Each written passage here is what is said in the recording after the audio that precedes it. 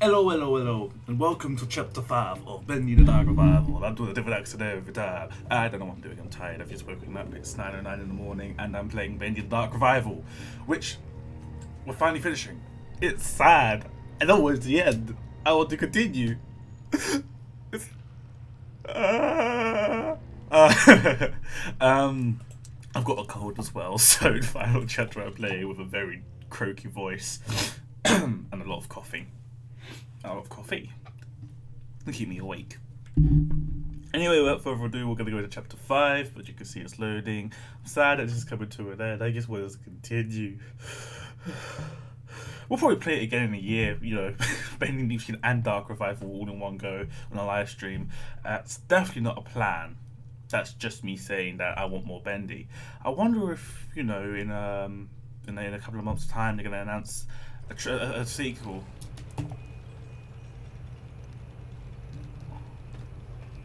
Ah, did it not save?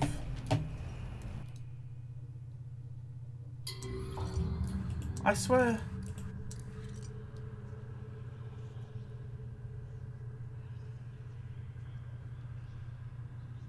We ended. Ah, damn it, it bit glitched. Okay, I didn't lose that much progress. Literally like 5 seconds. So, we'll go back and press this button and listen to Wilson speak again. You know what, we can just go as far as just skip it. Okay, that's good. We can just get back to our progress. I was going to watch all that again, but no, we can get straight to where we were.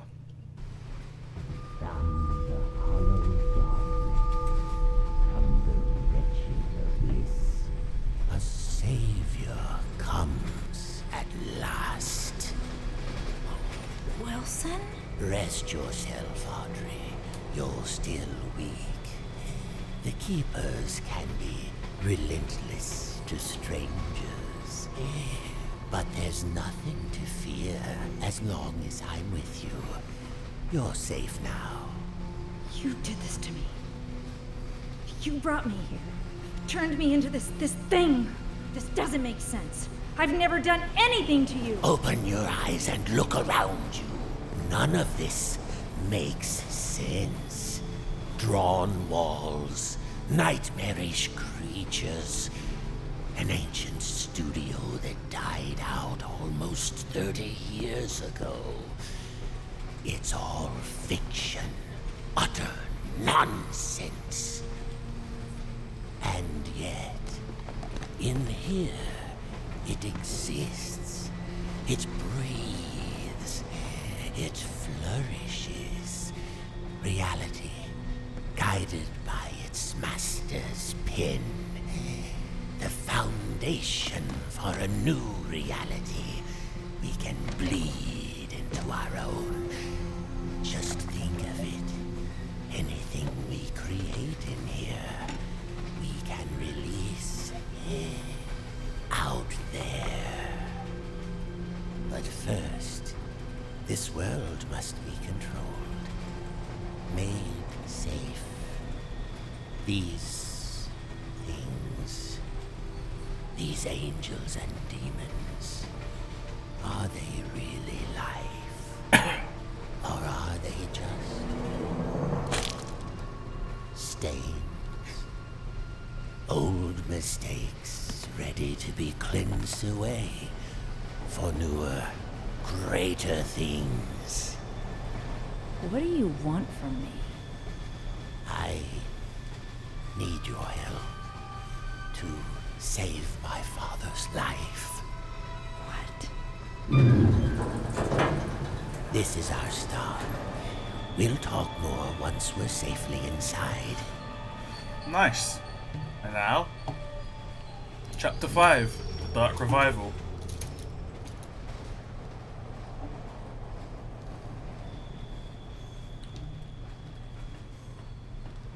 Ah, a gent pipe.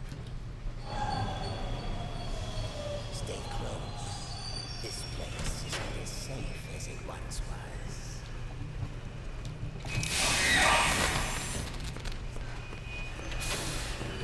Where did...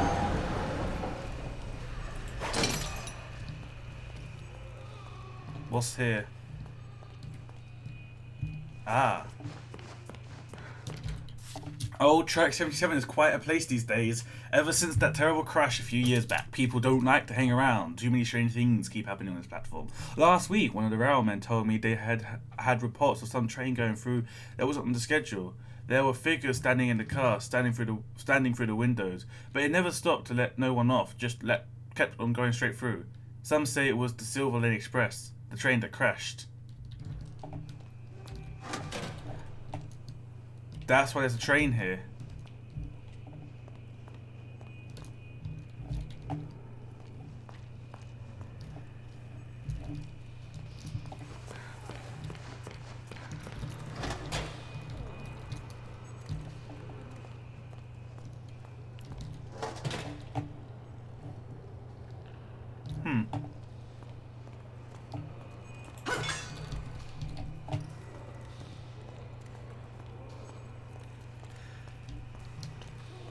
What's that say?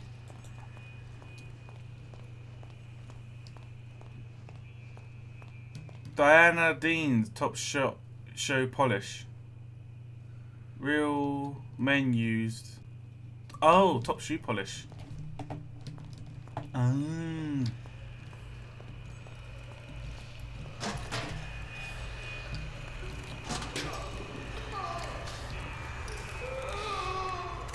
Oof.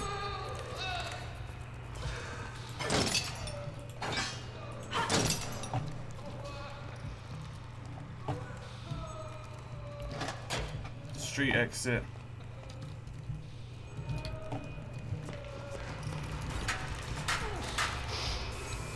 No. I was gonna say nothing in them. There was something there. The demon's evil continues to spread. This world has begun to shudder.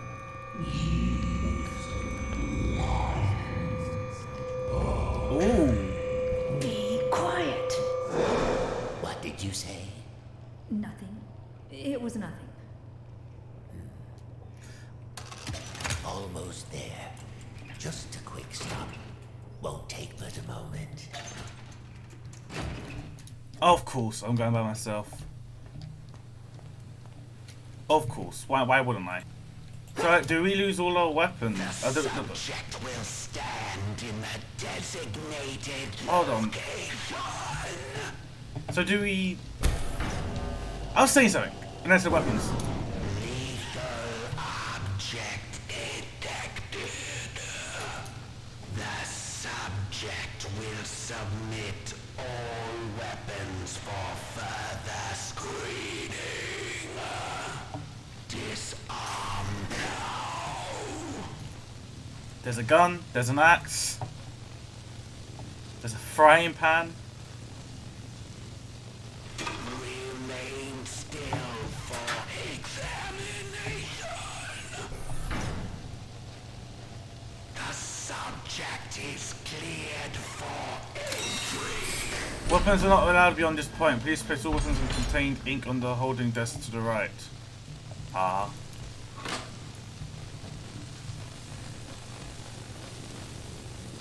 These towers are here to stop.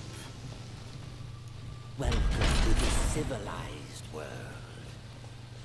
How do you like my signal towers?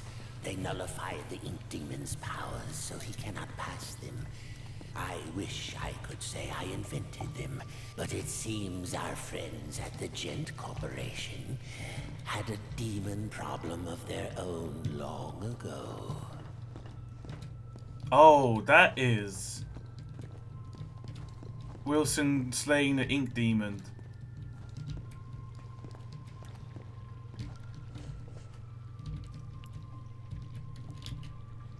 And now, my dear, if you'll excuse me, I have a lot to prepare. We'll talk later, I promise. Besides, you must be very tired. A quick rest will do you good. Oh my god, I'm shivering. It's cold in Bendy my will room. show you to your room. She's my housekeeper, among other things. You never actually killed the Ink Demon, did you? No, to destroy. So we sealed him away, trapped him in a different form. One that was smaller, harmless. Bendy. It was a fitting prison, although he seems to have found a way to free himself. But enough talk. We'll deal with that soon enough. There's some nice fresh blankets all laid out for you. You'll be dreaming in no time. Wait, Wilson? One more thing. If you needed my help, why didn't you just ask? Would you have believed me? Come along, and no more dawdling. This way now.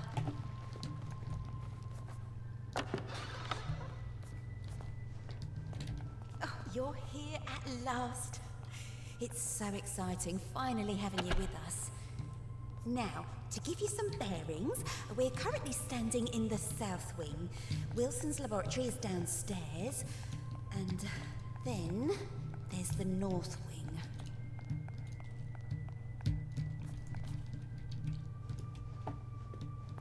The ink demon got in there a while ago, and ever since, we've had to keep the north wing locked up tight.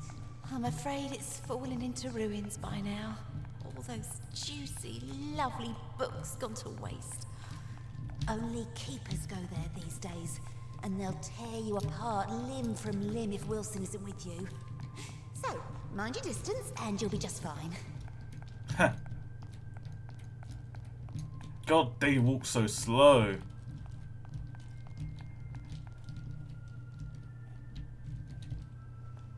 It's not very often I have guests to look after, especially one I can actually talk to. Almost everyone here either can't speak or they're completely mad.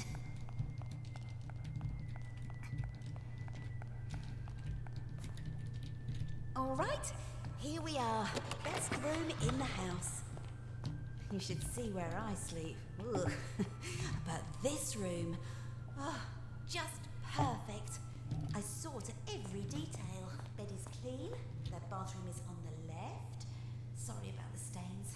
I did try my best to get them out.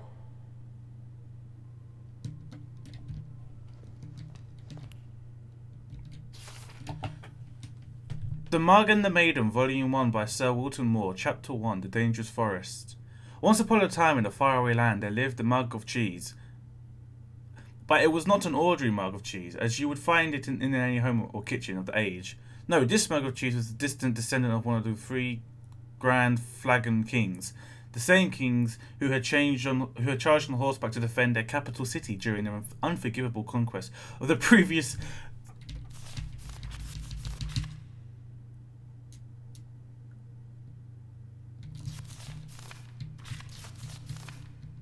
Okay.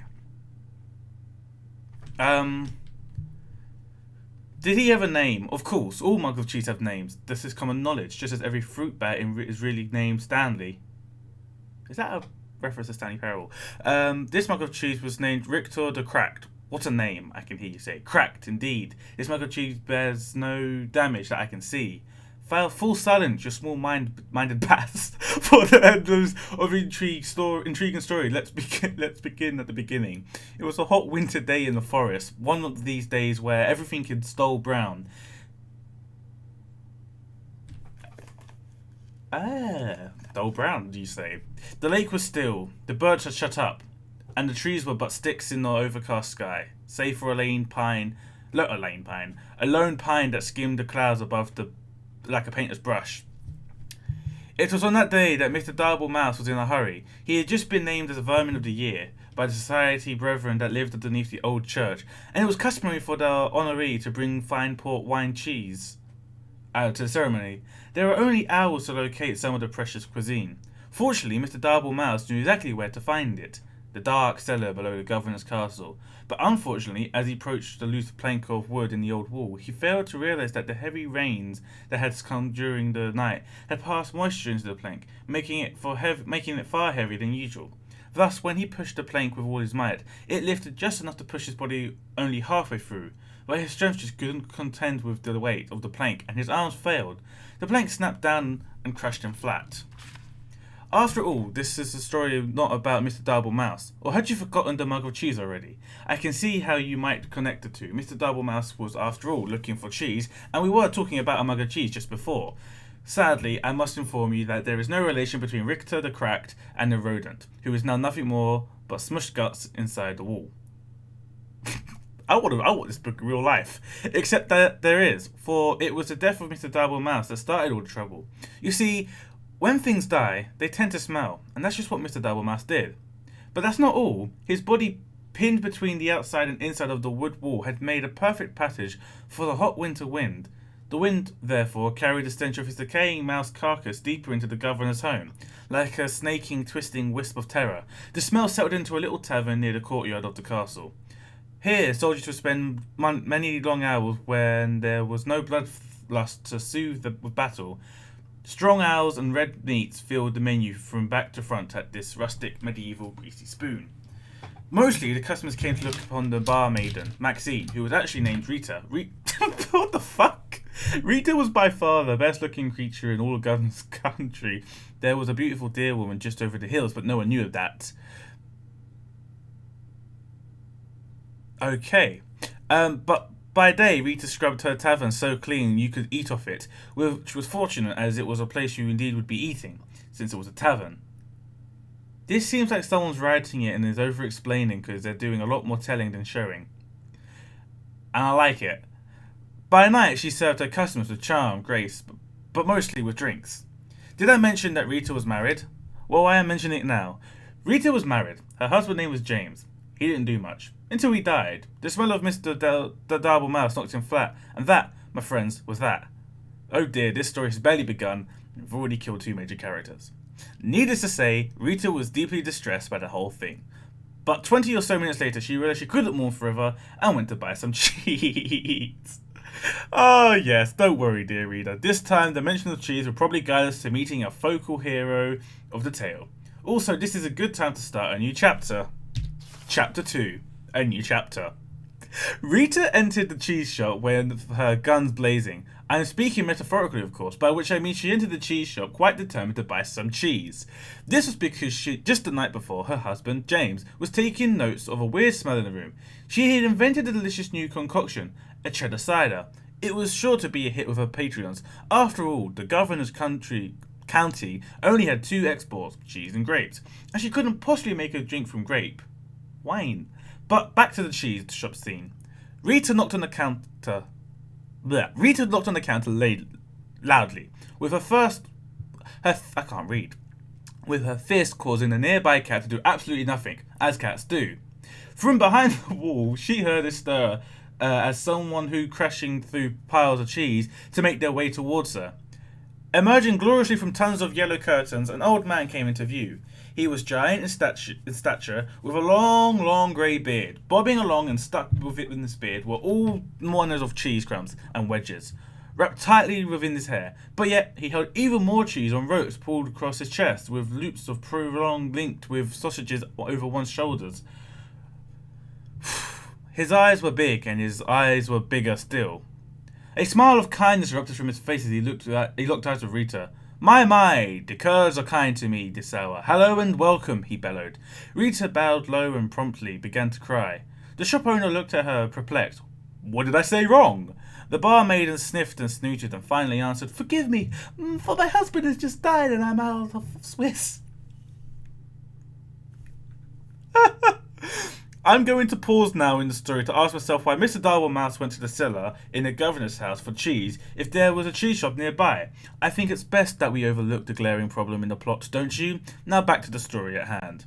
Rita purchased a large amount of cheese from the shop owner. She brought cheese wheels and cheese melts and cheese slices. She brought cheese whisk and cheese bread. She brought cheese paper and cheese sandwiches. She brought so much cheese, in fact, that she had lost track of all that she had obtained, and she dumped all the fromage into a large bollop sack for the return journey to the tavern. Goodbye, Rita. I don't know the voice. Goodbye, Rita, the shop owner called as he waved farewell. Goodbye, Daniel, she called back. His name was Moray, by the way. What is it with the story? Oh, for fuck's sake. Overburned Overburdened by her treasure, Rita made her way home, following the main road to the castle. But as it always happens, the road was now under repair. A man with a skinny maul was ploughing up the dirt so that he could put down new cobblestone. 4 of his associates were standing by watching him. The job would only take a few years to finish, but Rita was in a hurry, so she followed the detour sign that told her to take a different road to her left. Unfortunately, no one could read in the governor's country, so she went right instead. The mishap took her deeper into the forest where absolutely nothing of interest happened. Except something of interest did happen. As she trotted on through the forest, her sack of cheese weighed her down, muttering complaints all the way. Little did she know that danger just laid ahead. This danger was cunning and dangerous, and one of those out-of-place eyebrow hairs that drives you nuts when you're talking to someone who has one. This danger we will call Bernard, the big ugly lizard man who wears a blue cloak. Bernard didn't often have visitors in his house. This was because he lived outside. Also, he was rather fond of human flesh, which made him very unpopular. So obviously, you can see the drama unfolding here. The beautiful but tired Rita huffing and puffing up the wind path as she approached a certain doom. Bernard watching from behind a nearby tree, licking his lips. Oh, the tension is tense, is it not? At this point in time, we must pause again to ponder all the possibilities that can happen now in our stories. 2 characters have died already. Surely a 3rd wouldn't hurt anything.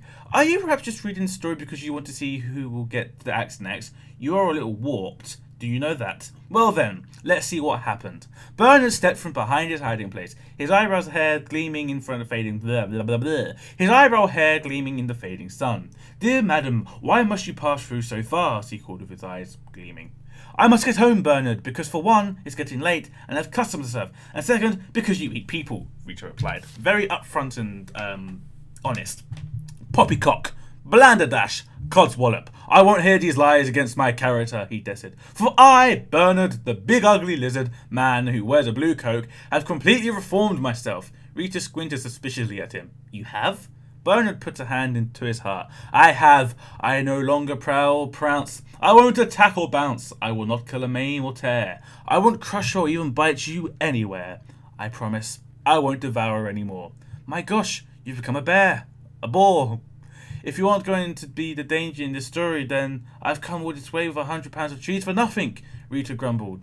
She boosted her sack further up her shoulder and turned with an angry grunt, but Bernard waved at her and after her in panic. Wait, it's all a ruse. I intended to eat you, dear woman. I swear it, he cried. It's all a trick, you see, a new angle. It worked sometime yesterday. Oh, please stay. Rita sighed, her strength just about gone for the long adventure she had taken since she left home that morning. She turned back to face Bernard. All right, she said, but your part in the story better lead to an unexpected turn of events. Oh, it will, Bernard clapped, and waggled his claw finger to motion her to draw nearer. Just wait for the next chapter. I can't. Chapter 3, the next chapter. All looked quite dire for Rita. Bernard had her within his grasp. Surely it would just be mere moments before his jaw swallows upon her head. Oh, what a horrible end for Rita. Needless to say, I am worried for her. But as luck would have it, miles and miles away, 20 years earlier, something amazing happened. 2 mugs of cheese, a Gouda, and a mozzarella welcomed their first son into the world. I don't think I need to tell you his name. It was Dave. No one liked Dave. After that, their second son came forth, Richter the Cracked, just called Richter at the time. Richter spent his early life stealing cowbells and putting them on skunks, the way people always knew when danger was nearby. Needless to say, Richter was one of the smart mug of cheese. But all could not remain perfect forever, and suddenly the great skunk famine began. Richter found his world in array, and he sought a new purpose. Fortunately, there was an opening in the governor's county for an adventure at the time, and since he was a descendant of the 3 Grand Flagon Kings, he was boosted to the head of line. That sentence made no fucking sense. He was boosted to the head of the line, because as we are all quite aware, even in olden times, it's not what you know, it's who you know. Thus the adventures of Richter began. He braved deep dungeons, he slayed the great beasts, he climbed the highest mountain peaks, he sailed around the world despite the fact he didn't own a boat. Richter was truly the stuff of legends. But I mentioned the curse. No, you did not mention this fucking twist at the end. Yes, fair readers, there is a curse. A fiendish and terrible curse. One morning while Richter was in the governor's county, he came upon a witch named Witch. The witch had just pulled I just made that up. The witch had just pulled a pound of cake from her oven, where she proceeded to start ingesting it. Eating it would have been a better word.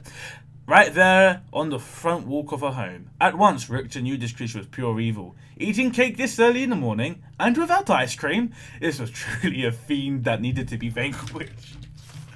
Richter jumped on the fence and pulled his sword. Would you like some pound cake? The witch offered. It looked quite delicious.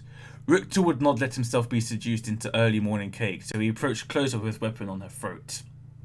The witch began to sweat, with a mouthful of crumbs. I also make a mean scone if you want some. If you want to wait. Now no gentleman or gentle mug could refuse a good scone, so Richter withdrew his sword and patiently waited for the witch to create these new buttery pastries. But what he didn't know was that the witch accidentally had bumped the table and had added within the mixture a vial of cursed liquid. See, I told you there was a curse. You were fair warned. The moment Richter ate the scones, he fell into a deep sleep. The witch, baffled, finished the cake and proceeded to get a civil service job in a nearby town. As the years rolled by, all that remained of the witch's house was carried off by elves and her garden became overgrown. This left only Richter, asleep in the forest with no end to his dreaming in sight. But the story thankfully does not end here. For as luck would have it, a giant man covered in cheese with big eyes and big ears wandered past the sleeping mug. In case you've forgotten, this was a cheese shop owner, Murray, sometimes called Bill, unable to resist cheese of any kind, even the mug of the stuff. Murray took Richter to his shop and set him on a shelf. Here Richter sat for many years until the very fateful day. You see, in Rita's haste to gather up all the cheese she had purchased, she had swapped a few things that did not belong to her in a sack as well. These items included the cat on the counter, a personalised pen, Murray's cash box. I think she'll be hearing about this one eventually. And last but not least, Richter himself, still deeply asleep. So now that our two stories have come together, let's discover what happens next to Rita and Richter in the climax chapter. Chapter 4. The climax chapter. It was the same hot winter day in the forest, and Miss Dabble Mouse was finally starting to get concerned. We're back to Dabble. Just down the road, Rita was being drawn towards an almost certainly bloody and horrific end to her life. Bernard was just moments away from taking her within his lizard jaws, and mere hours from trimming his eyebrows. Rita stood her ground. She was no damsel in distress, but simply a person who was pretty darn tired by this point. She pulled the burned-up sack of cheese from her body and swung it hard with very last bit of strength she had in her. An ear-shattering crack broke through the silent trees as the bag made contact with Bernard's shocked face. His teeth flew in all directions, falling like pebbles on the ground. His eyeballs dislodged and rolled into a nearby stream. His jaws completely turned around and planted itself on the back of his head. Bernard ran screaming into the woods, never to be seen again this week. His cries faded with a cow walked by. How is Bernard not dead? Rita, still standing with her sack outstretched in her arms, stood wide-eyed at what had just happened. Surely no cheese in her bag was hard enough for that kind of impact. As she placed her burn-up sack upon the dirt and peeled it open, she was amazed to find Richter, the mug of cheese, inside and looking quite dazed. He had awakened and the curse was finally lifted. Somewhere behind the desk, the witch looked up and nodded with a smile. But oh dear reader, look what was now upon his mug body, a giant and elegant crack, the very mark of a warrior. His hero's journey was finally complete. Richter the Cracked had emerged. Yes, it was true that Richter really didn't do anything important in the attack on Bernard. Just by Richter being where he was at the perfect time, he saved Rita. The fates was with them. Richter and Rita talked and laughed and ate cheese until the sun went down. Finally, they packed up their picnic and headed back to the tavern, where they met with the cheers of excitement. This is mostly because the guys had found out that Rita was now single. As the night wore on the let's start that sentence again. As the night wore on into the early morning of the hours, the tavern remained alive in the castle courtyard with singing and dancing and cheddar cider. Oh, what a celebration! Pardon me. But like all parties of such proportion, eventually everyone sobers up and have to go home. Before long, it was dawn. The sun began to rise steadily into the west, making a fresh adventure of the horizon. A wind of new direction began to blow with a more steadily pace. It skittered across the ground and found its way between the floorboards of the governor's castle. Here, against all odds, it found the barely remaining body of Mr. Dabble Mouse. The wind carried a stench far beyond the borders of the castle, over the mountains, and deep within a dark cave where evil slept. "What the heck is that smell?" said Evil, awakening with hellfire burning behind his eyes. Eventually, news of the great evil spread from town to town until it reached the ears of Richter the Crackhead. He polished his sword and gathered some crumbs of bread to store in his mug. Wearing his best expression of courage, Richter once again set off to conquer the day. His story was not over yet. But for now, dear reader, we return to our own lives. So let us end this tale with a closing thought, shall we? Be we cracked or small or even dead, there's always a purpose to where we are all led. Be brave and strong, and let us forget, fate isn't quite done with any of us yet. I've just checked the recording time. We have just hit the 30-minute mark. So I'm going to put a timestamp where we return to the game if you don't want to hear my reading. And if you've just returned to us and you've missed a reading, you've missed a really good story.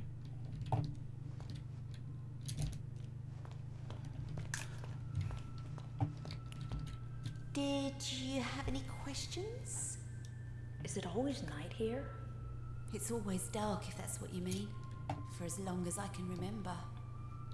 Are you very old? No. As far as I understand it, I'm something quite new. Although, I didn't turn out the way I was supposed to. One in a long line of failed experiments. But Wilson will keep trying.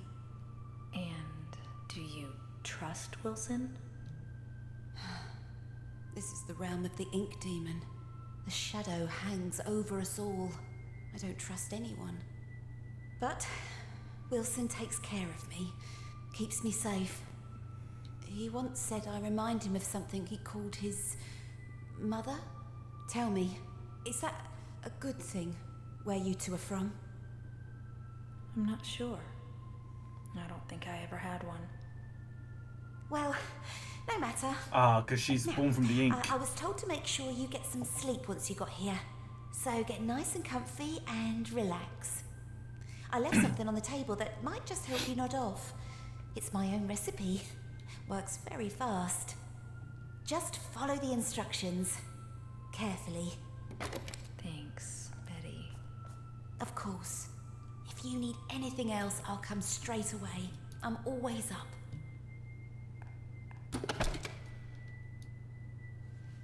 I'm going to do a quick save.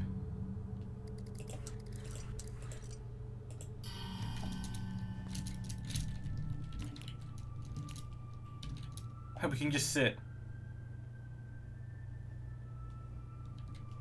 Boring. Let's explore. And you can sit there.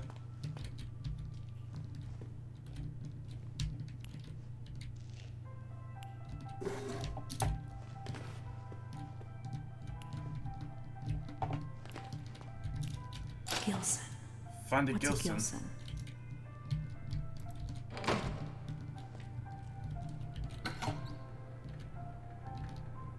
Ah, yes.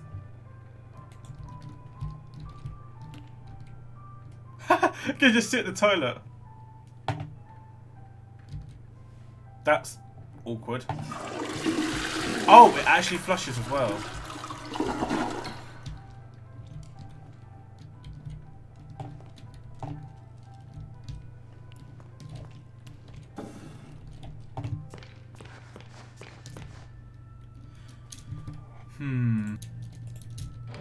Right, I guess we do some snooping. Snippety snoppety. Oh, there's a property. Hippity hippity hippity, a gift to mankind. Come on, why do you give this to me? The machine. Oh wait, did we listen to? Yes, we did. I just realised. I thought I missed one. Speaks to me, revealing its many possibilities. What I can accomplish using its power is beyond any measure. Life and death can become a thing of the past. Poverty and hunger, a distant memory. I can remake the world anew. But does the world deserve such a gift? For now, I have bigger matters at hand. A man in a black coat came asking at the front desk about the machine. was from the Gent Corporation. Fortunately, the receptionist knew nothing, and he left quietly. Later, I found his name on the sign-in form. Mr. Alan Gray. One thing I want to say is it's amazing how the Inkwell is Joey Drew's studio and Gent Corporation. Okay, so Joey Drew made a child, Audrey, and our child, failed experiments, but he made Audrey, and Audrey is an ink person who can look like flesh. Well, obviously, we can see in the Inkwell there are some people who look like flesh. Henry Wilson, who's still got some ink on him, and Joey Drew, who's a memory. But I wonder. I don't know how this game's going to end, but if there's a third game, is it going to take place with Gent and taking them down? Because Gent are the big baddie. Yeah, okay, so in Bendy and the Ink Machine, Thomas Connor didn't ever seem like a bad person. He was just, part of Gent. He helped Joey Drew, and Joey Drew was the antagonist. He was the one who was sacrificing people to a machine. He's the one who is, This game is really painting Gent to be the bigger evil mastermind. Joey just wanted to bring his creations to life, and he wanted a daughter, and so he got a daughter. But Gent are the ones killing people straight, I know Joey killed Susie Campbell, which is what it alluded to in the Ink Machine. I said I wasn't going to get to theories, but Jesus Christ, this is really making me, I'm really like, I need to find a Gibson. A Gilbert. A theory about space. Alan Gray. That's the Gent person. Chapter 7. Space displacement of unknown elements. Let us imagine a long wire stretching between 2 points in known time. We will call this length of time the euphoric base. From here, we can dispel all needs of society, normalcy, and all typical understood junctions of the world that we know as the present. Once the euphoric base is achieved, it creates a shared understanding that there must be space around the wire. That is not the wire itself.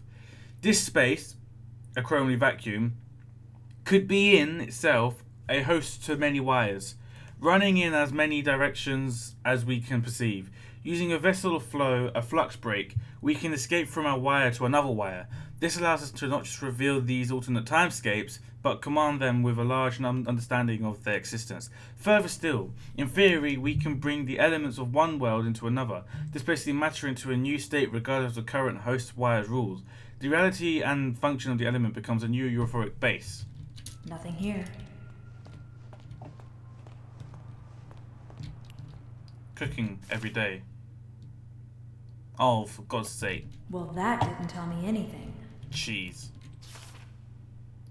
Yellow perch. Gilson! So, I'm looking for a fish? There's gotta be one here somewhere.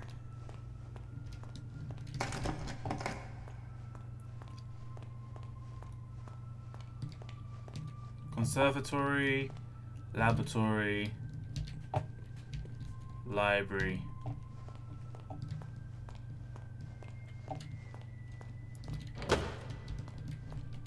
Ah. Now that's a fish. Ah, he's too fast.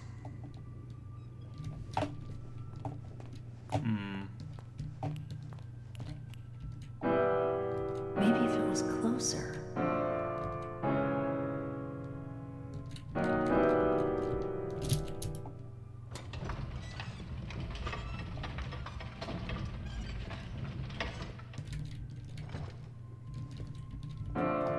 That did it.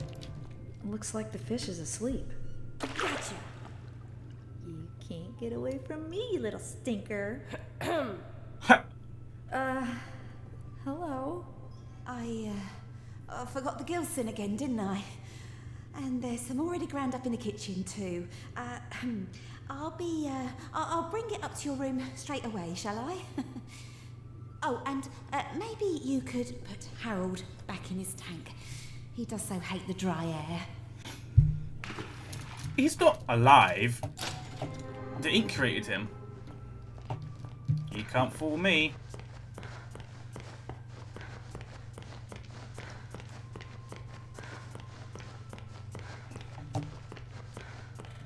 Wow. He can sprint for actually a lot of while than I realised.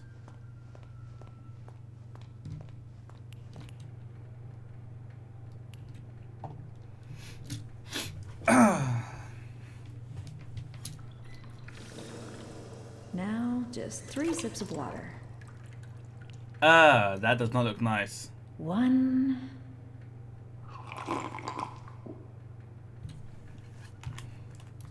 2. 2.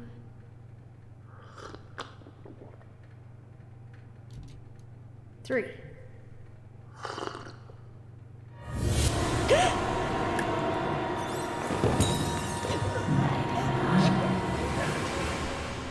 Is that the housewife?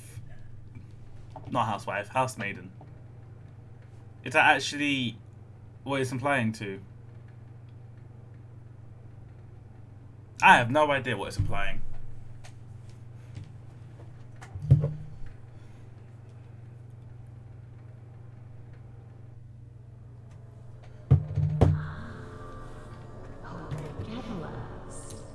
I was almost afraid you'd miss my party.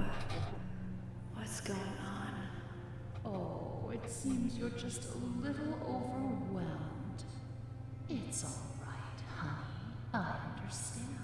It's not every day one gets to bask in the glory of an age. Susie Campbell. Angel? Alice Angel, to be exact. That's who I am. Sent from above. Impending perfection. What do you want? Right to the chase. I like that. The truth is, honey, you're one of a kind. And to put it bluntly, what I want is your face removed, your skin peeled away like paper, and your insides torn out and tossed onto my table. Custom parts, ready for my delicious harvest. And with your generous sacrifice, I'll be beautiful. But for now, let's have fun. Plenty of time for a bloodbath later. Ooh, how about a game? Not hide and A seek. game of riddles. Riddles? What a wonderful idea! No. All right, honey. Here's the deal. Behind you is the door to freedom.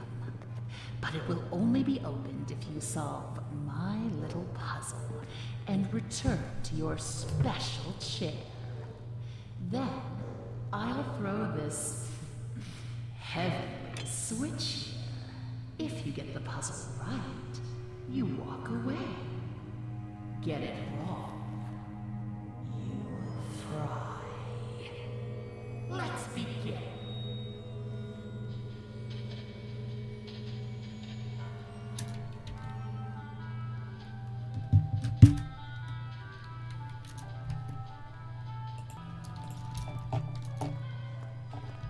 Okay. The bird won't have anything to do with the rabbit, but I hear he likes to court danger by sitting next to the fox. Nothing in there. The fox thinks the rabbit smells of elderberry. I couldn't see them sitting together. The rabbit never sits with the bird, but he loves the playful company of the bear. The puppet. The way she's just standing. He wouldn't be caught Or sitting. dead sitting on the left. Far too pedestrian.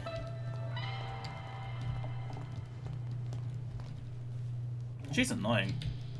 The fox has always hated the bear. They never sit next to each other. And you? My friend the bear always sits next to the bird. After all, they went to school together. So, Rabbit doesn't sit next to the fox because Rabbit smells of elderberries. So rabbit, and I'm guessing the fox.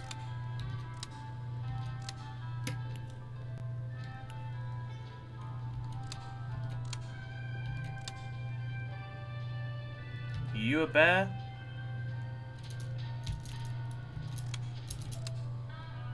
You a bird?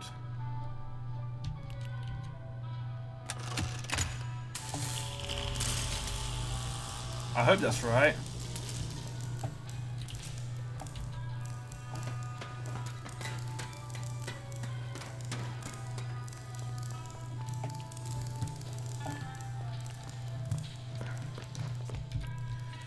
Here goes nothing. Hold on tight, honey. Here it comes. 3, 2, 1.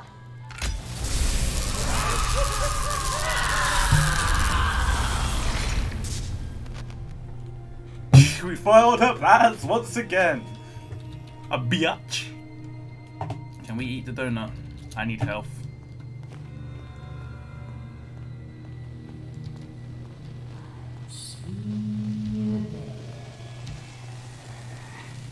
Nobody's a party pooper.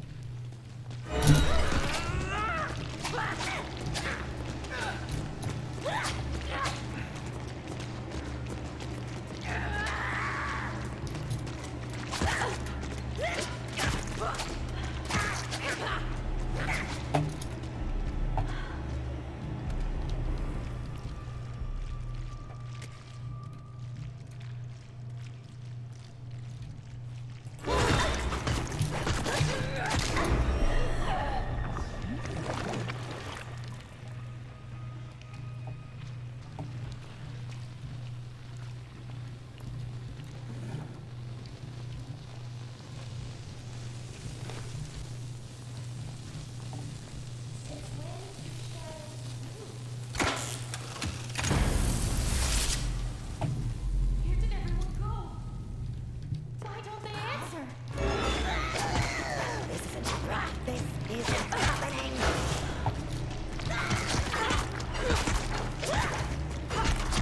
I can't.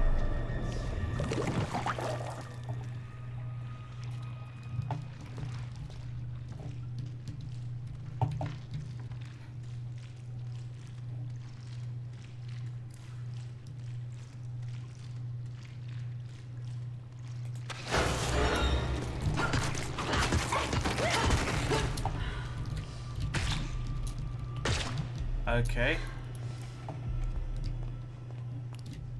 Can we upgrade it? Can we upgrade it?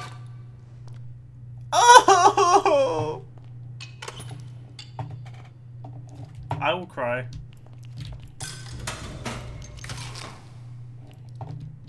Nice. Tasty. Tastes like Teen Spirit. YOLO. Where do we go, bull?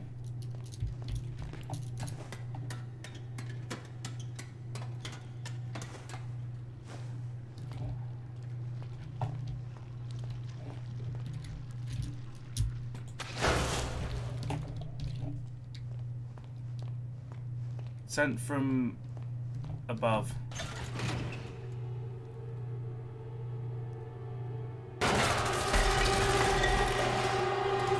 Nobody humiliates an angel. No one.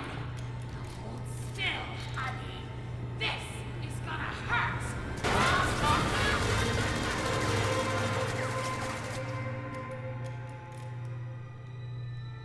Mad woman.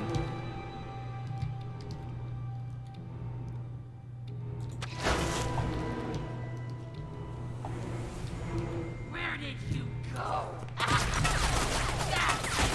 Please! I can do this all day.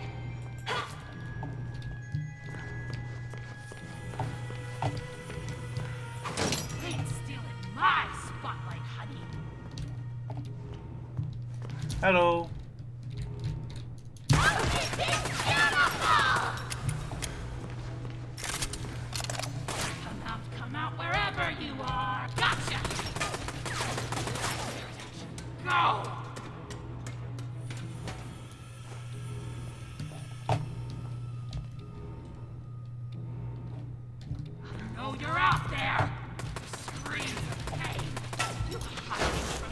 Ah.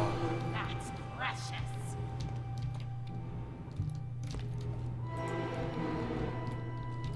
Where do you think you're going? Ow. I don't wanna go! Ah, there you are! Stop hiding! Stop! Ugly eyes in a jar! I am taking damage. I can do this all day! So can I. And you know, that's what Captain America said as well. It's my spotlight!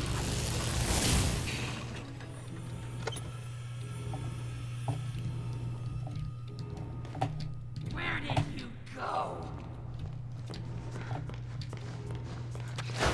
If you're inside! Where did you go?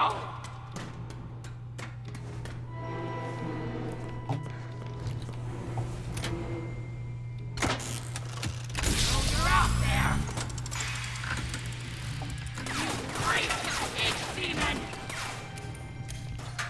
You reek of ink, demon. Come out wherever you are! Just be beautiful! Help me be beautiful!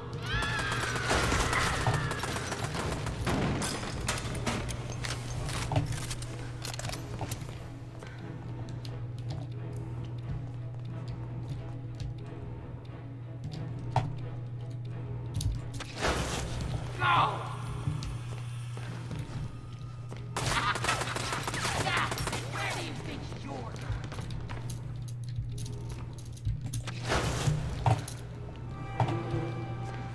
You freak of ink demon! Are you hiding from me? Help me be beautiful! Oh, yep. Where did you go? Where'd you go now? Where did you go? I don't wanna go!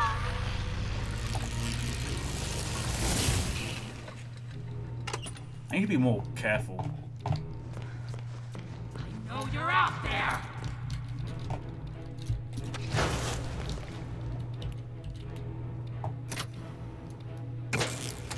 Stop hiding! Start dying! No can do.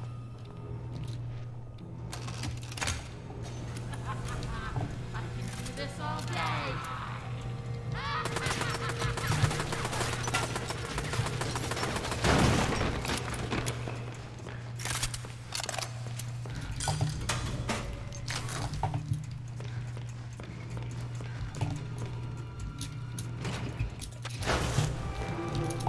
I know you're out there!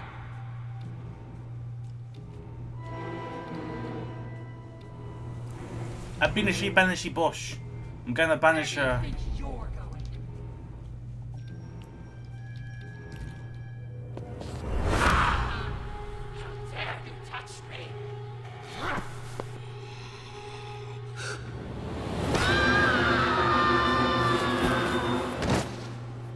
Pushes her off. Fucking hell, Alice. Not Alice, Audrey.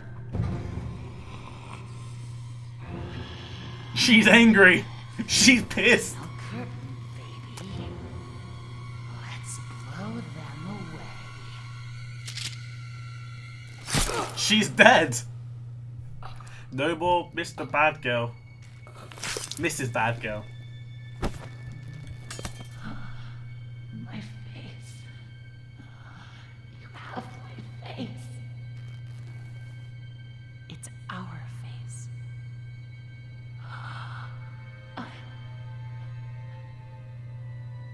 Beautiful. Always were. I think it represents that personality. Susie Campbell had an ugly personality. She wanted to be beautiful because she wasn't. I don't know, I'm speculating. Why does this feel so familiar? Because you've done this in Bendy Leaf Machine. Alice, I cannot begin to tell you how good it is to see you. And it's, it's this chapter 5. Oh, must we be had your Alice in chapter Audrey, 5. meet Tom. He's my protector. Is it Tom Connor though? You both got here just in time.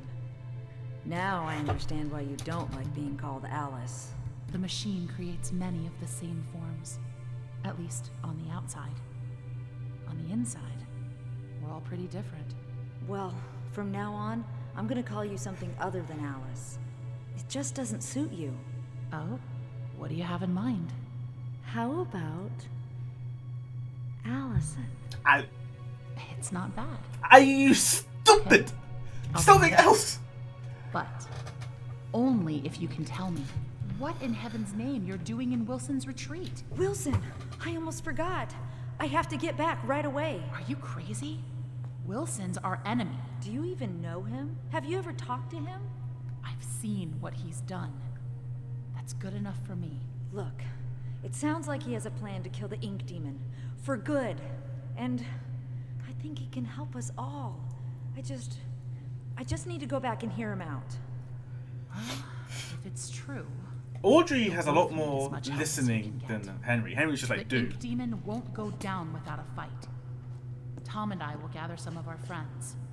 Anyone who's left. Good luck, Audrey. Henry, You too, Allison. he's left. Mind if I take this? Hey! Oh! I hear something breathing around there. I know exactly what it is. Right, after taking a tiny break, I have worked out that we have to go forward.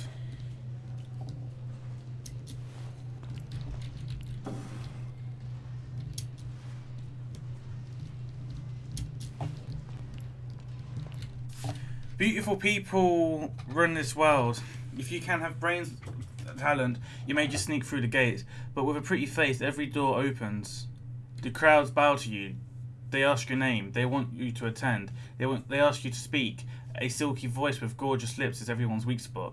I was reborn with my perfection stolen from me. To get it back, I'll rip this rotten world apart. Angels are beautiful. Angels are beautiful. Alice Angel.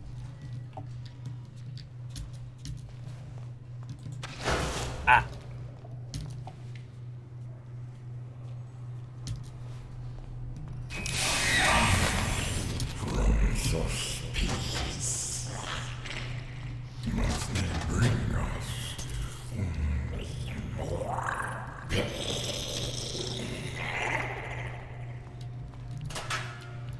It did bring us more pain.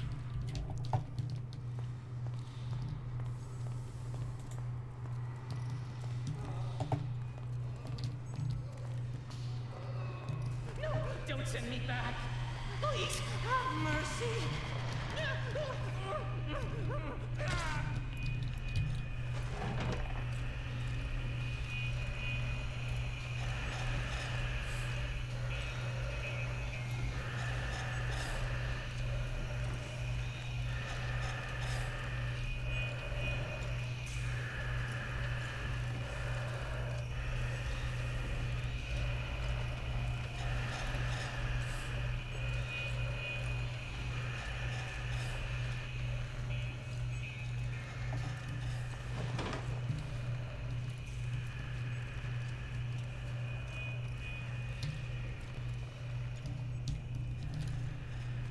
I'm assuming I have to go that way, so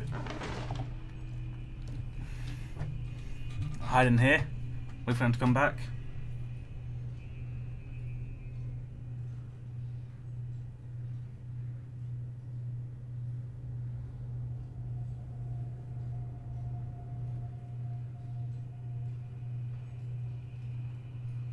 Yeah, it's definitely coming back.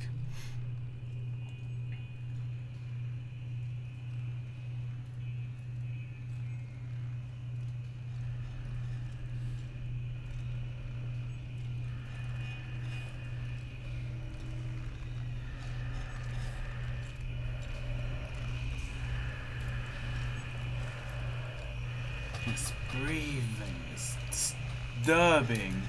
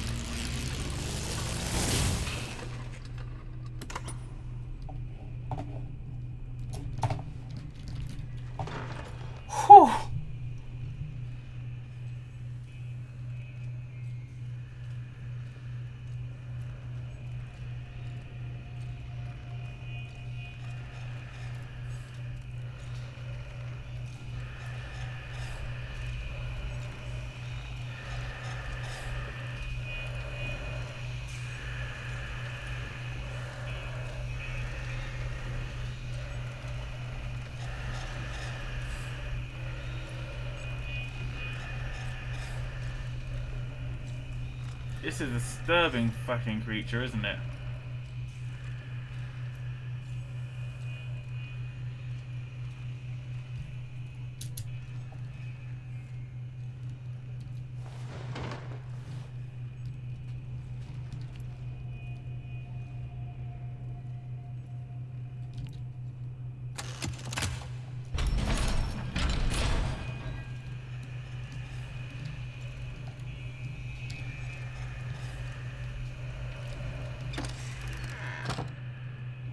There's another one.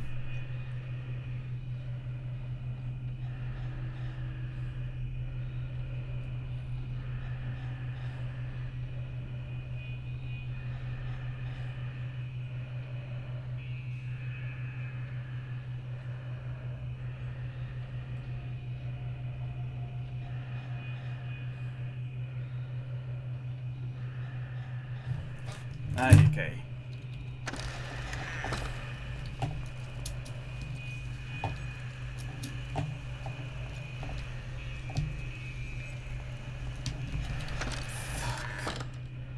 Shit. It's right there. Where the fuck did it come from, man? Just give a man some peace. I just wanna... Don't relax. Don't do it.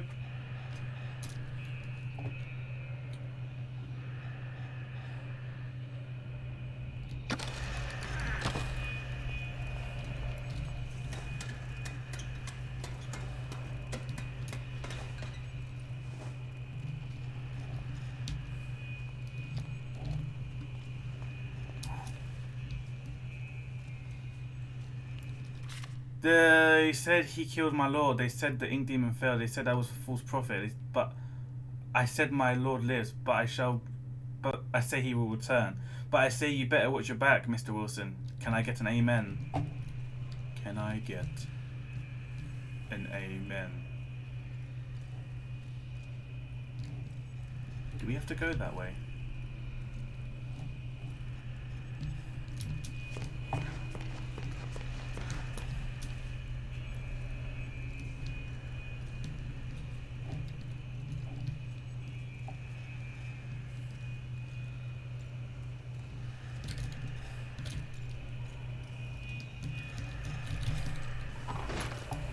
Ho ho ho. Talk about cutting it close.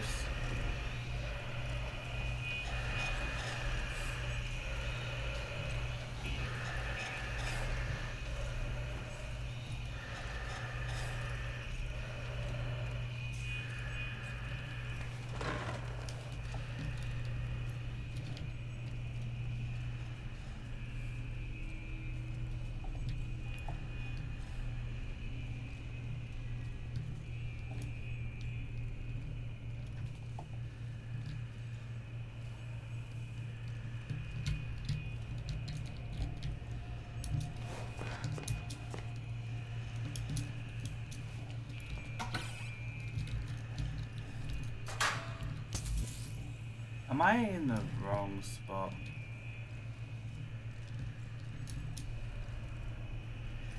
I think I am. I'm unsure.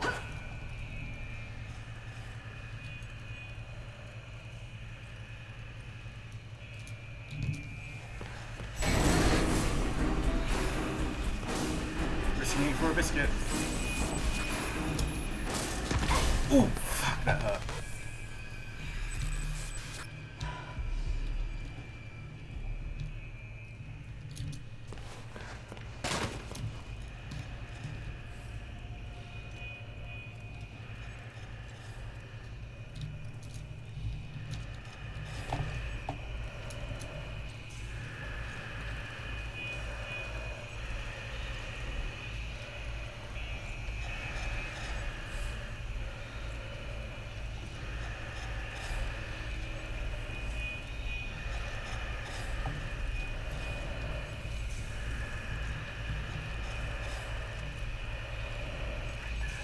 You're right there.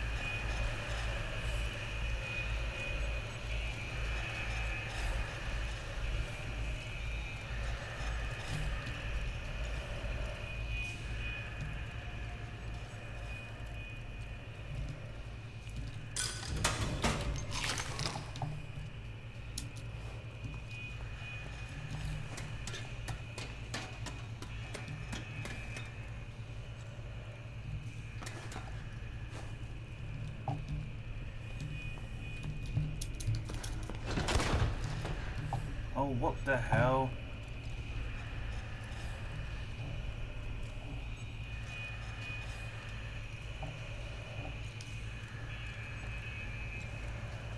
I'm stuck.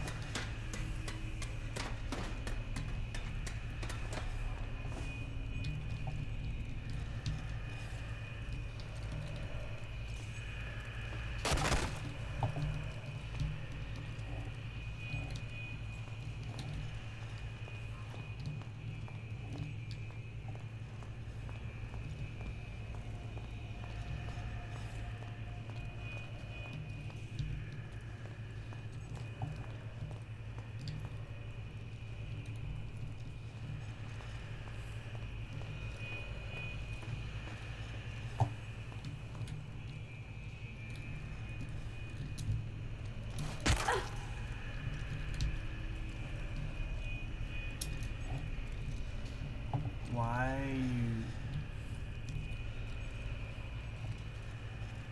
like the way you are?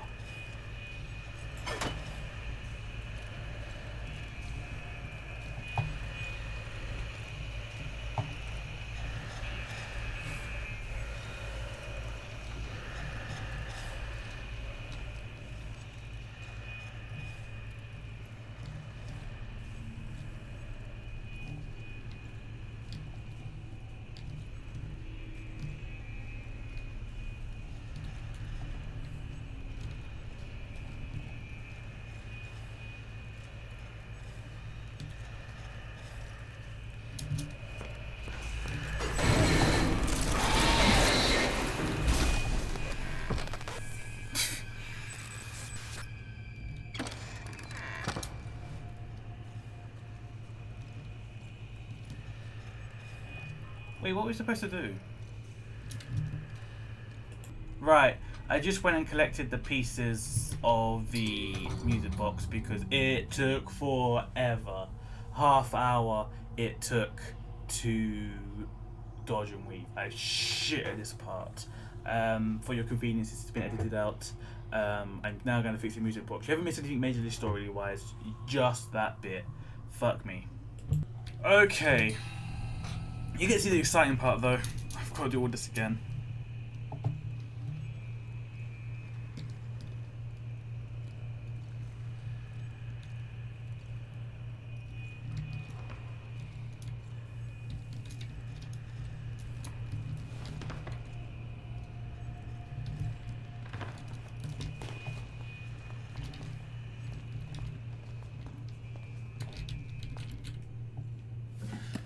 Fixed. Now I just need to find a good place to put it.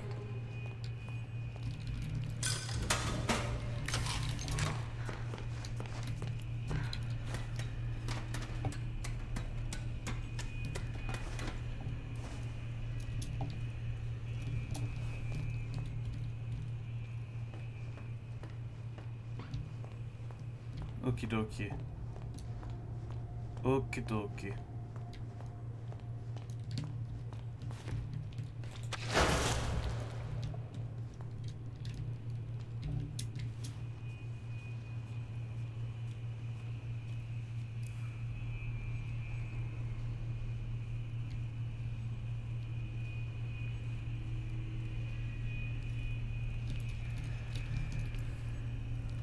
Here goes nothing.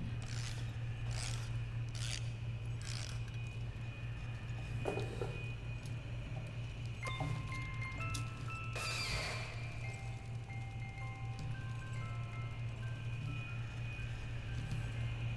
my god, you move so slow.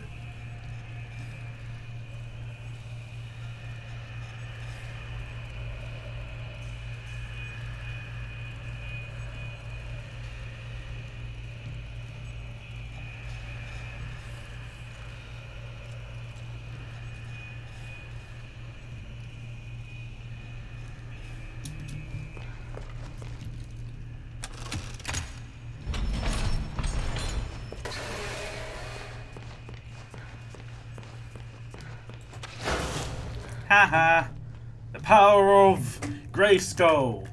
I'm so glad that ability is how it is. Oh, I'm done with this game.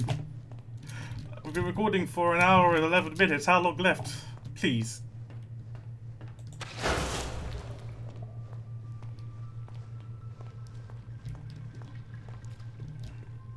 There you are, thank goodness. Wilson's waiting for you downstairs in the laboratory when you're ready. But first, can I get your help with something? Oh, yeah? Normally, I wouldn't ask this of a guest, but with all that's happening, I can't sneak out and get things like I usually do. Do you think you could pop round to the farmer's market back in town and find me a few ingredients? We're running quite low in the kitchen, and I was hoping we could all celebrate tonight with a lovely supper. Won't take but a moment if you go by train. Up to you. No pressure. Yeah, nah. When you need to travel, take the train. Catch the subway when you need to travel between Wilson's Retreat and downtown. The next train is always on time. If I have to go through there...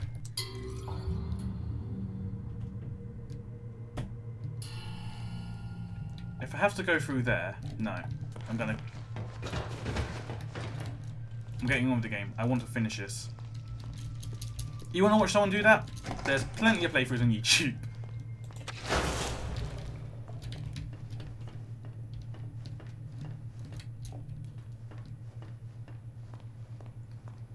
Unless that's where I'm heading. Yeah, I am.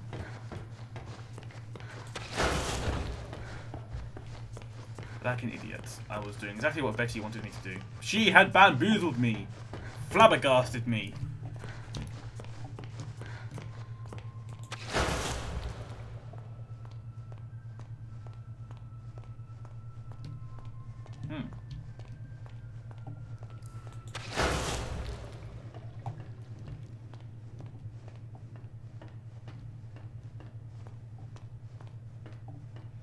Oh, let me guess. We've got an awesome boss fight coming up, which is against Wilson. I hope I'm wrong.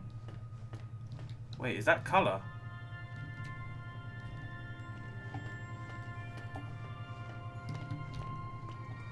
It's colour!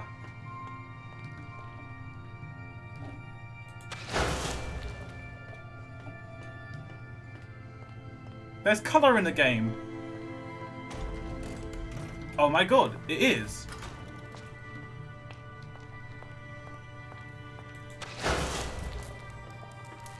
And I know we had those towers which produce colour, but this is actual colour. Wilson knows your purpose.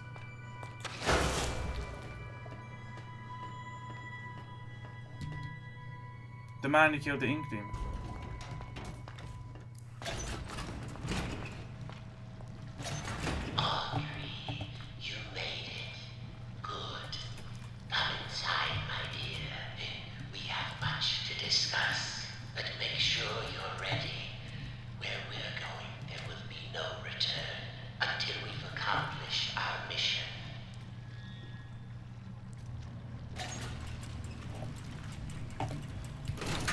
Right, so this is the point of no return, and I've only got one of the upgrades. I could... No, I can't take that one. This doesn't lead... Okay. This is the point of no return, and I accept. Thank you for coming all this way. The Ink Demon is a formidable foe. To truly destroy such a monster, he must be dethroned, humiliated. For months now, I've been working on something that will do exactly that. Cast out the demon, and put a new deity in his place. Stronger, more powerful, and controllable. Together, we just need to unleash our ultimate weapon. Come, let me show you my creation. Isn't he beautiful? Simple but elegant. A treasure. Powerful beyond anyone. The Ink Demon will fall, and we can have peace at last. Wilson's character. It could work, but it sounds risky. How will we control him? We don't want to repeat Joey's mistake. No, we don't. All the factors must be perfect.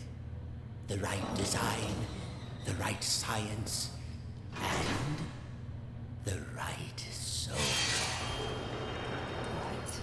At last your purpose is revealed, Audrey. This is why you're here. With your soul inside him, my creation will live forever. Stay away from me. You're insane. Come now, Audrey. Part of you knew this was your path. Leave yourself behind and ascend. I thought you said we needed to save your father. I thought you had a plan to send me home, to make everything right. I lied. My father is beyond hope. Perhaps you know him. Nathan Arch, owner of Archgate, industrial genius, business tycoon. For years I've lived in his reaching shadow. He always had time for the grand creatives of the world, the doers, as he called them. He knew only the best, the biggest thinkers. How could his lowly son ever hope to compete with that? But now, thanks to you, I can. No need to struggle. My signal prevents you from using those devilish powers of yours. And more importantly, keeps the ink demon from getting in. It's time to die, Audrey, and live again as a god.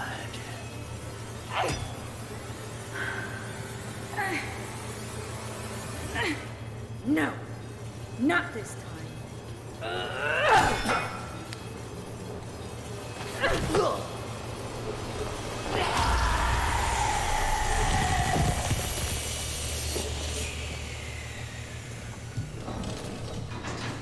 You knew I was going straight in there. Ah, it's not a thingy-majig. Wilson's dead! Yay! Game over. That's a brick wall. Oh wait, subject accepted. I decided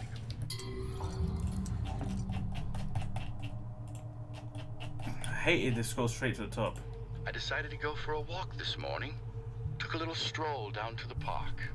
Enjoyed the warm sun for a while. Found a quiet bench. Even grabbed a hot dog. It's been ages since I've done that. Tessa would kill me if she knew I've been off my diet. When I got back to the office, I stopped by the animation department and said hello to the troops.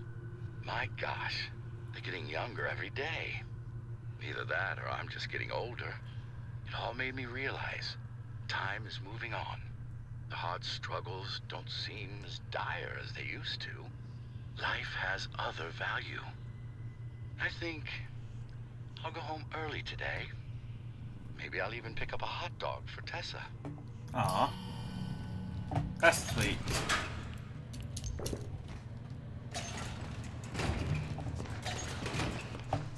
Oh wait, my abilities have been...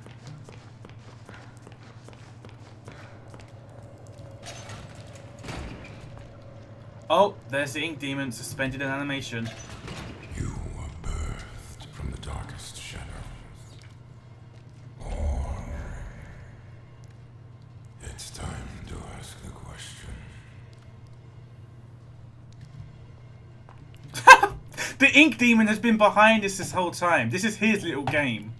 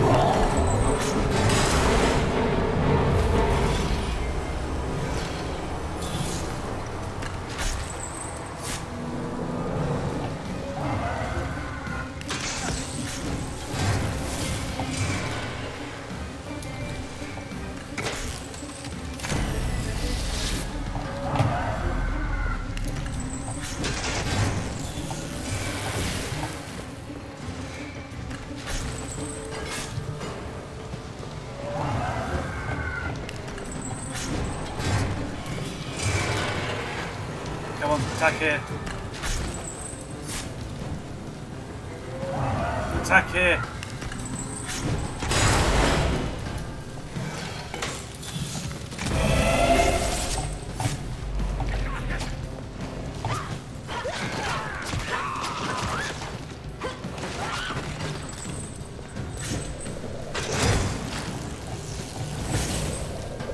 Here.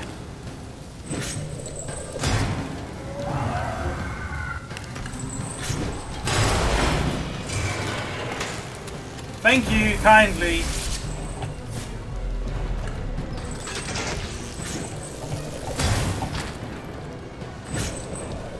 Hit here. Ow. Hit here.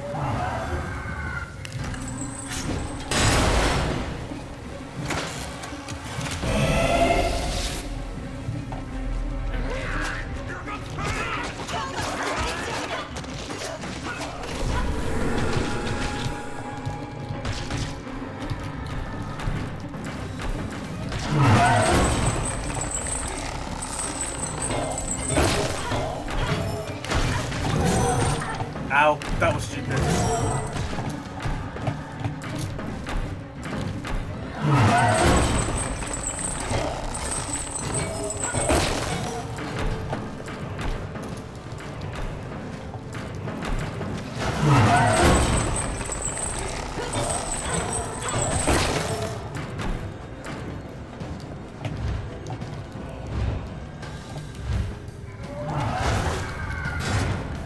Oh, that was stupid.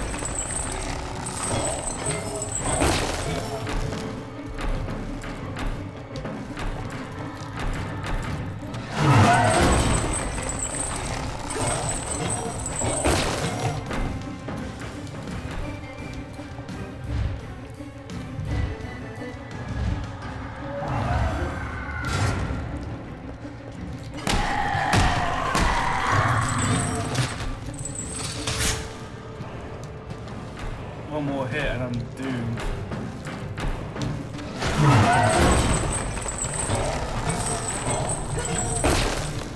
Yeah, I'm gonna die.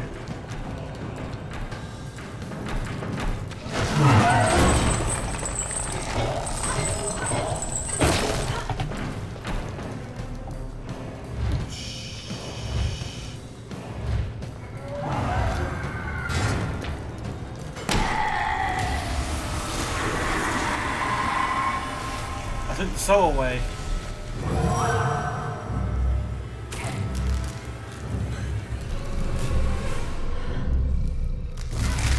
Ooh. What did he rip off? My legs. There's the demon.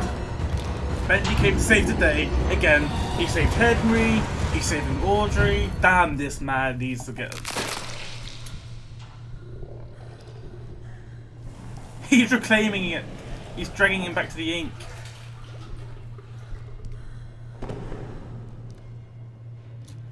Holy fucking mother of God. Hour and a half. Oh, we're bleeding out. Oh, the demon's back.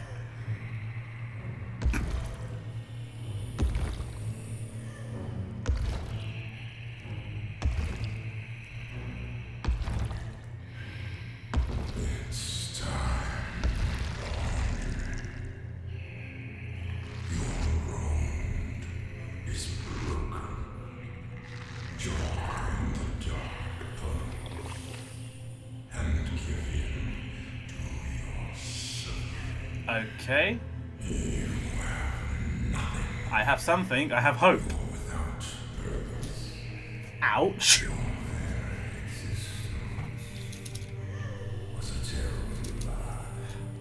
Yes, Joey did create us.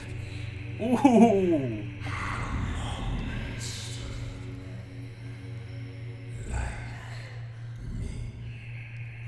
At least Ink Demon knows what he is.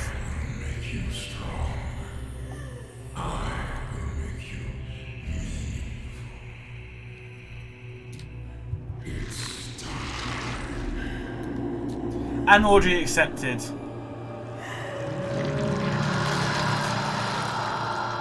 And Audrey died. She got consumed.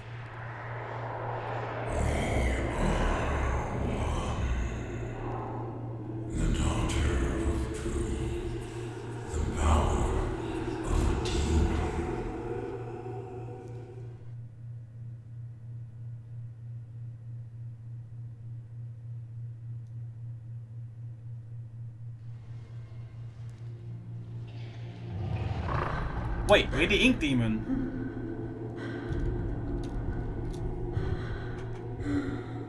What's happening to me? Oh, I like that, a little detail. The two holes, wait, the signature holes. There's always a choice.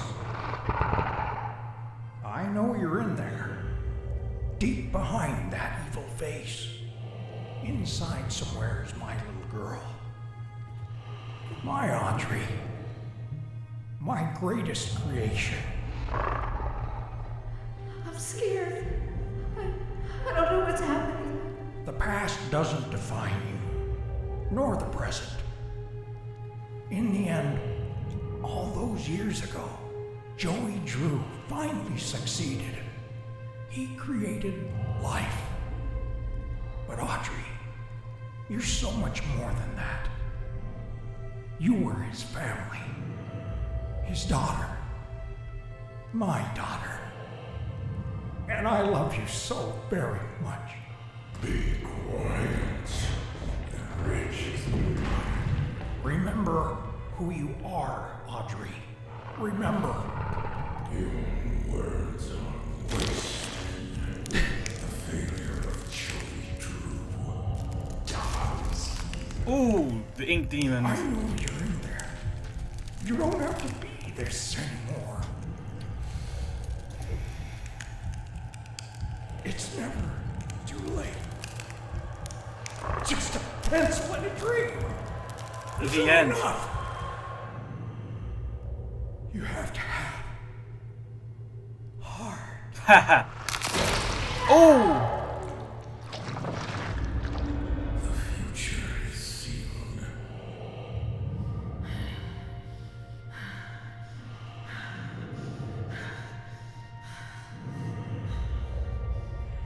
What do you think you're doing?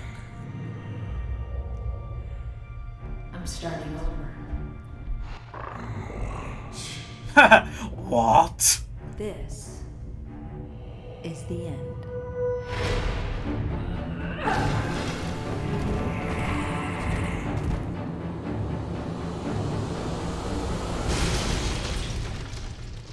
We're the Ink Demon now. I like it though. It makes sense. It doesn't feel like it's just put there. Audrey, what the demon wanted Audrey all along. He got what he wanted, now Audrey's getting what she wants. Look at that beast!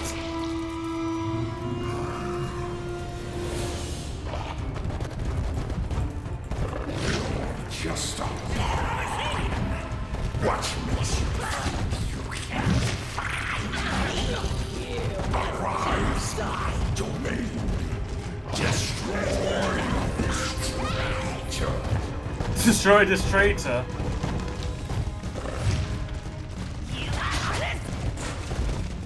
Can you die as the Ink Demon?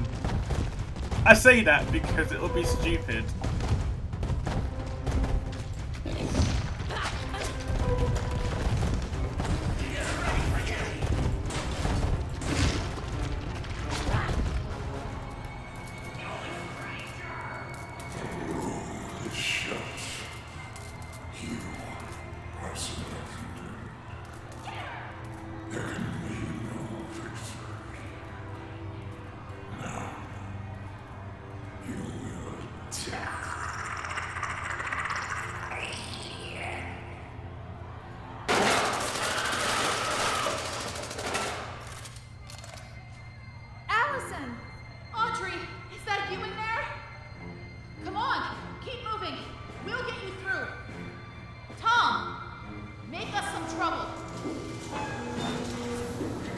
Hey, it's Steve!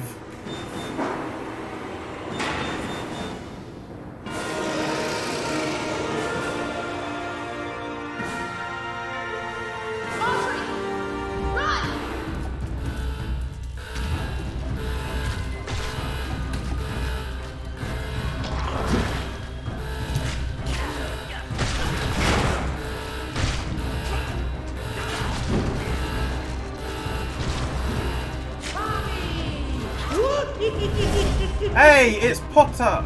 Potter! Potter! It's Potter!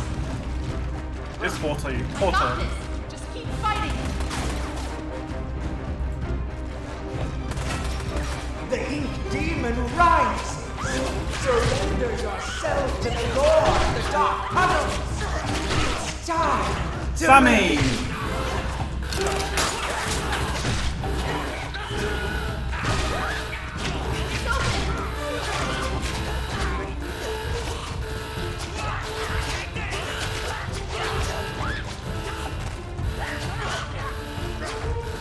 They're relentless!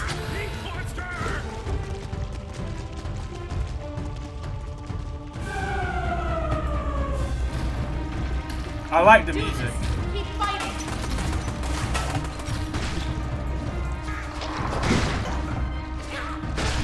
Keep going. All right.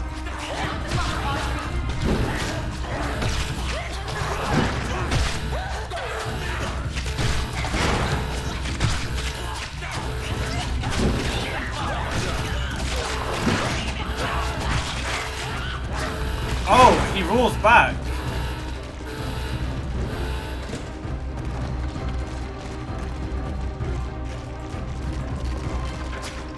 It's a bit finicky, the controls, but I love the Dead end. Now what? Need some help? Henry, you came. Some battles are worth fighting for, even a million times. Come on. because he's been doing it I a found billion projector. times. Yeah, run for it. This battle is mine, and the cycle will continue. Well then, we'll just have to do better next time.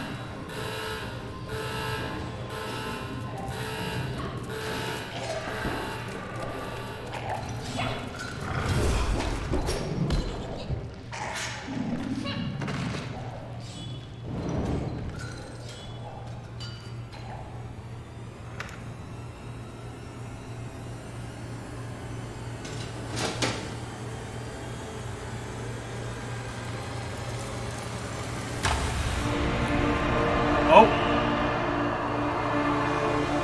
Hey, there's my friends. Aww.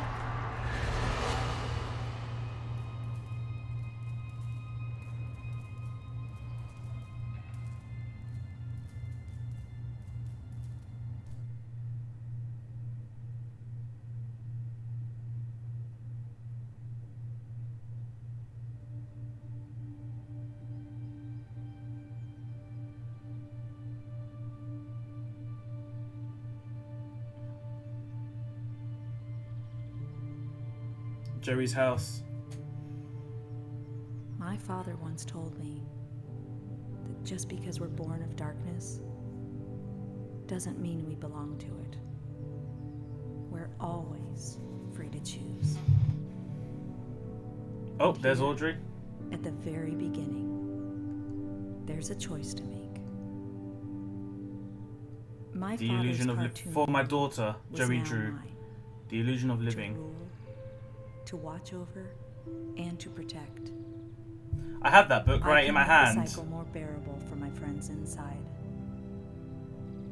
But as for me, I'm the first of my kind. Born of ink, Ugh. but living in flesh. Joey's world is escaping into ours. So, what's next? Oh, Bendy. Who can really say?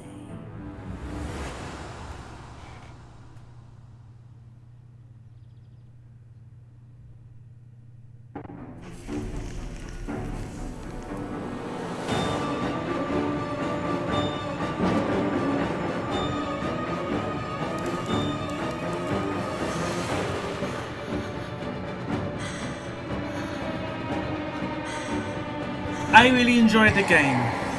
Shame there wasn't as much. You know, there was.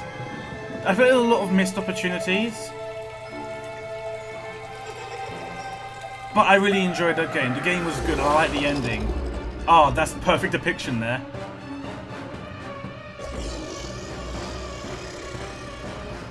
The Ink Demon. That was good. No, I really enjoyed that game. 8 out of 10. It's not a 10 out of 10.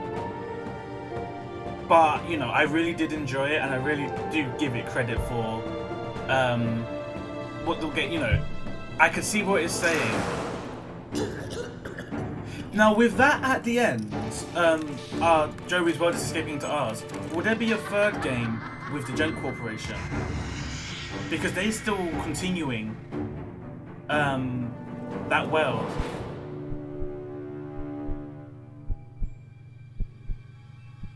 Ah, Joey and Audrey drawing together.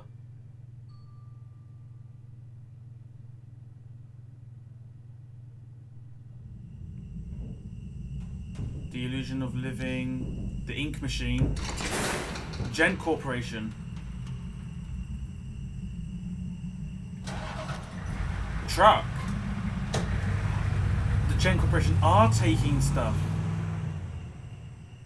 They went to Archgate Studios and they found the Ink Machine because Wilson was talking about it earlier. Oh, so they got it back. Does that mean that there is going to be a third game?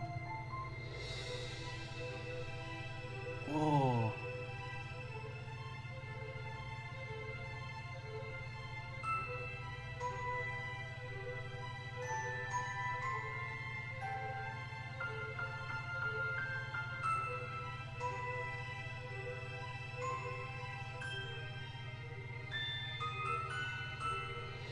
Oh, the Lost Ones had a lot of different voice actors. They all sounded the same though. The Butcher Gang? I didn't hear the Butcher Gang speak.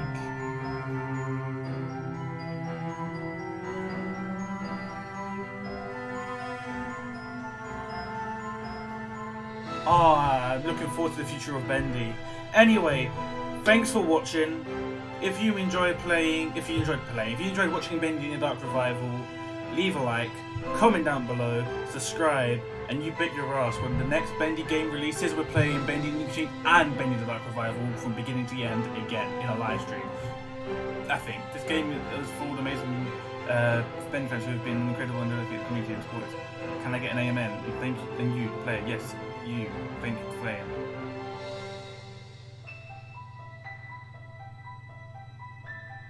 That's the end.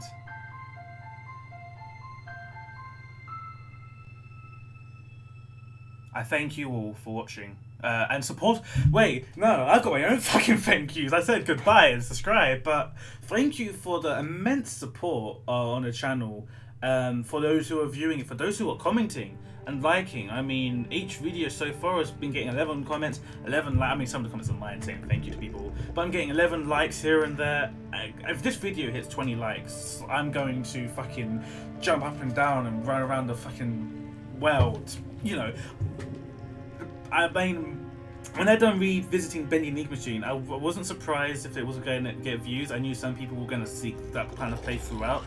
And I didn't see. I saw some people that I don't watch play Bendy and replay Bendy and Ink Machine or play it for the first time, but I didn't see anyone that I watch commonly replay it, and it was kind of disappointing. And I wanted to just, you know, relive the past, so I booted up Bendy and Ink Machine and I recorded it. You know, just a hope and a dream. It's a quite Jerry shoe. I had a hope and a dream that, you know, it would do well to build up for when I do Bendy the Dark Revival. I tried to do the same thing with Stanley Parable Ultra Deluxe, but it didn't do so well. So thank you to those 100 people who watched Bendy and Ink Machine Chapter 2, and those 100 people that watched Bendy in the Dark Revival Chapter 3. Like, seriously, why is it these itty bitty ones that are getting the views? But no, a massive thank you. Now, this game is coming off my Steam library, or it's the Steam installed library. I now need to make room for Alien Isolation, which is the next horror game we'll be playing. I don't know when. I've got some live streams I want to do before then, so yeah, without further ado, I bid you adieu and goodbye. I thought you said goodbye twice. Oh well, bye!